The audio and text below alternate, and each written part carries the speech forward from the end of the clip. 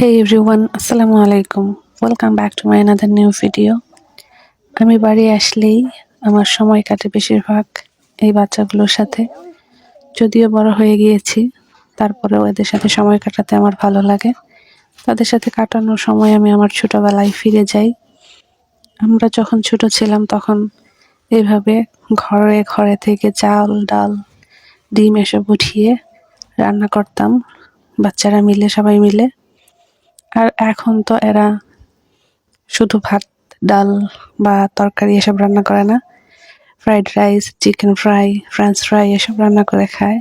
তো সেরকমই আজকে তারা ফ্রেঞ্চ ফ্রাই রান্না করছে, আর আমি বসে বসে ভাবলাম যে তাদের এই রান্নাটা ভিডিও করে ফেলি।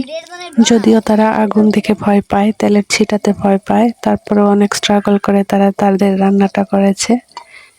ছোট পাতিল হয়ে গিয়েছে, এটাতে রান্না হচ্ছিল না, আগুন নিভে যাচ্ছিল।